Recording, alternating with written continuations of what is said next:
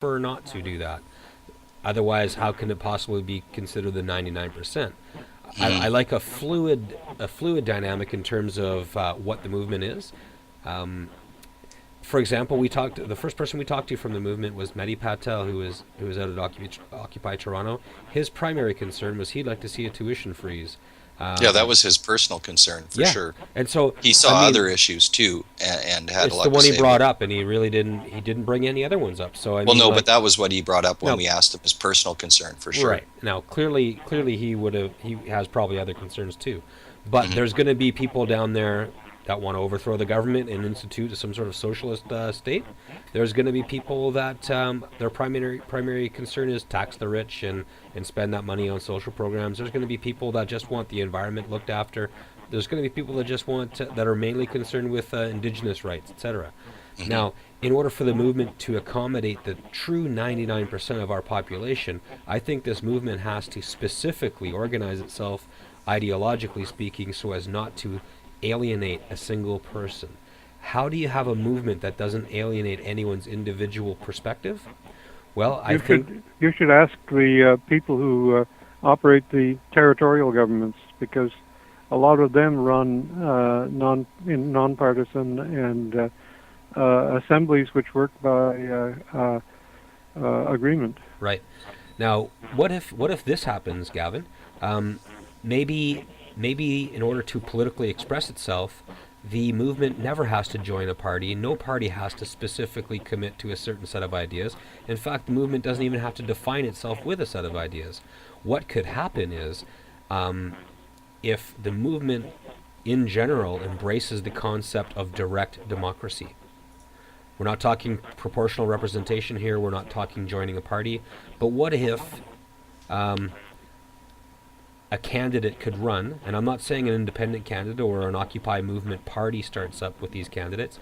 I'm saying that an individual could join a political party, capture their riding nomination, and then say, I'm not going to vote according to party lines. I do believe in the core principles of this party, but I will be responsive to the wish of my constituents. You could set up easily an internet-based infrastructure that would allow people to express themselves on every bill before Parliament.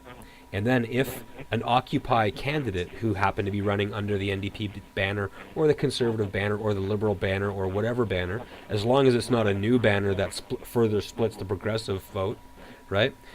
If such a candidate would say, "Yes, I will just look at the vote tally as it comes in from my constituents, and I will vote according to that," and that makes me an Occupy movement friendly candidate, no matter what party he or she belongs to. This is something that I say that if the movement agreed on that one principle, right? That they would vote for candidates that embrace direct democracy, as in they'd be responsible directly to their constituents and cast their vote according to that and not according to party whip or party lines. Then this is a solution that can accommodate 99%. That would allow the movement to interface politically speaking within the current system, because I don't think anyone's calling for armed revolution at this point, because we haven't fully tried democracy yet. Do Yeah, you I get? think that's right, and I also think that there's certain resonances here, as was pointed out a week or two ago in the Toronto Star. I've forgotten who the columnist was, about the similarities between the Occupy movement and the Tea Party movement in the United States. Now, they're operating from different points on the political spectrum, but the Tea Party movement, which is a bit more mature, is organized in a way that's relatively similar to what you've been describing.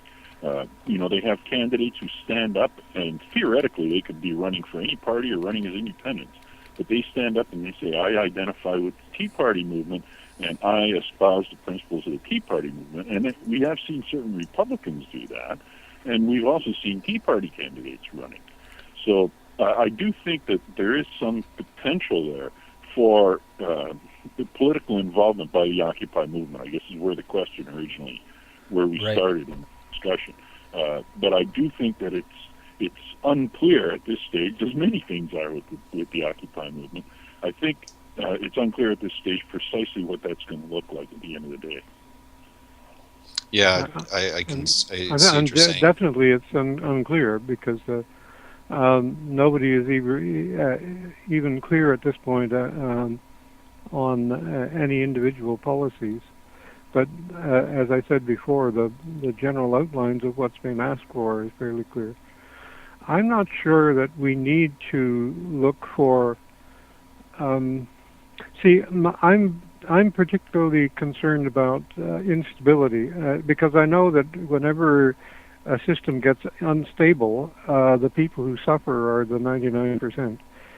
And the everybody, the 1% just pull in their horns and go and lay up in their whatever they're living castles, and it doesn't really make much difference to them.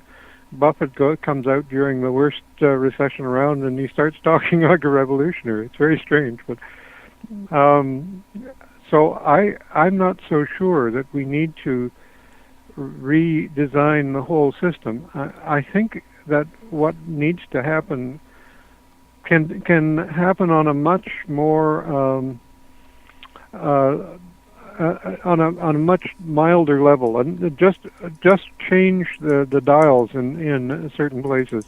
Like down in the States, they're particularly concerned about what was the name of that law that was rescinded just recently and permitted the banks to talk to each other again. It was enacted not very long ago, and it prevented the retail banking industry to. Sorry? Glass-Steagall? Yeah, that's it. Glass-Steagall. Now that's a relatively slight tinker, but it's very critical. The same thing would be true of a Tobin tax. And a Tobin tax could be espoused and enacted under just about any kind of government we might have under the current system, because it's a financial finagle, and that's the sort of thing that everybody in this system of government thinks they understand how the economic system works, and they're darn sure that it isn't working in their favor, and they want to change it to do so. Well, we can do that under current regime or anything very similar to it. So I'm not too sure we need to radicalize the system, but we do have to change it so that it favors the many rather than the few. And I think that's a far less disruptive and a far less difficult thing to do than some people may think. Mm-hmm. So I would say, don't throw out the baby with the bathwater. Yeah, I think it's a great step forward that the Occupy Edmonton movement has embraced a policy, for example, the Robin Hood tax, and they've committed themselves to that and taken a direct action in terms of marching for that. It's a good sign that, and I think at the bare minimum, embracing one policy like that is very important. I know European governments are already talking about it themselves as a way to, because they're falling victim right now primarily because of financial speculation on the bond market.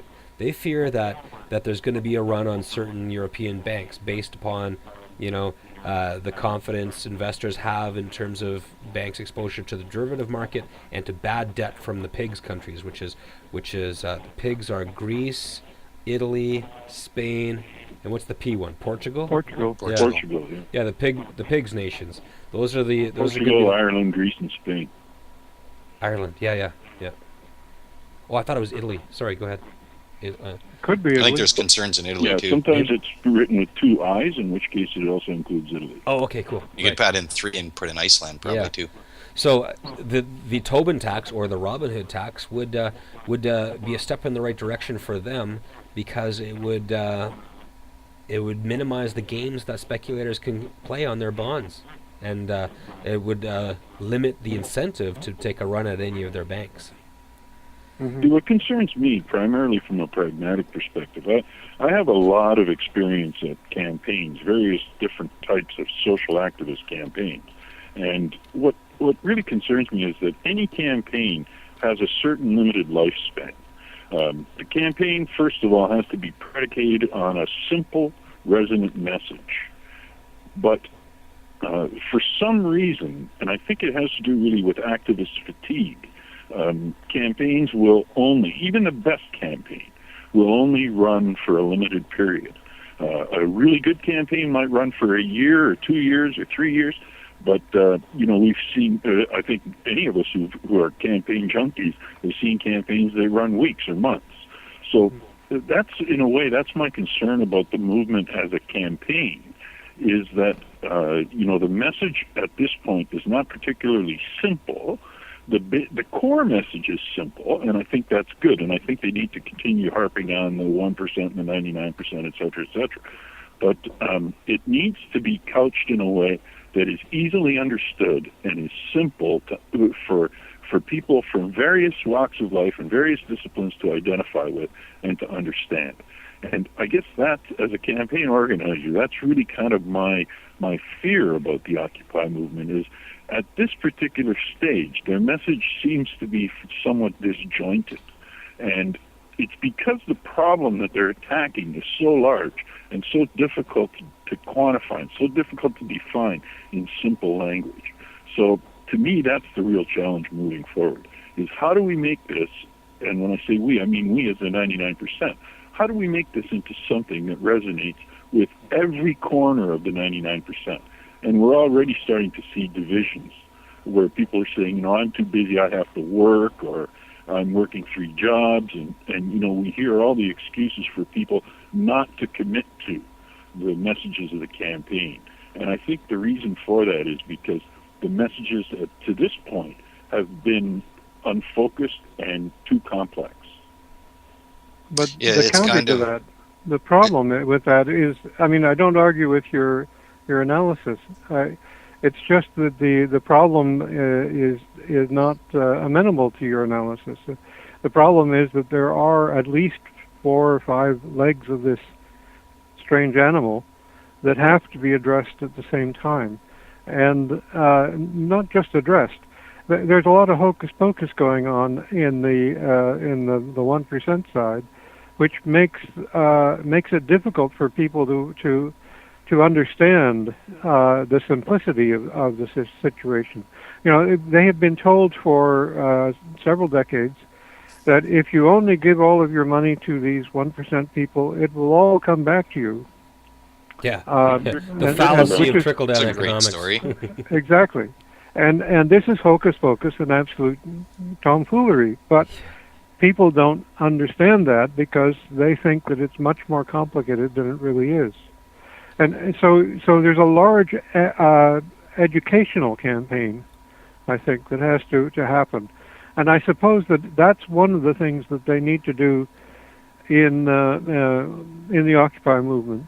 I was very impressed in finding out just last couple of weeks, I guess, how they were running things on Occupy New York or Wall Street, and they were running essentially an education camp, and they were discussing matters like as in a general assembly or a constituent assembly. The constituent assembly idea is very, very powerful. That's how all of our democracies started. But they started. They went on for some time studying the problems before they came out and said, "Look, this is how we're going to."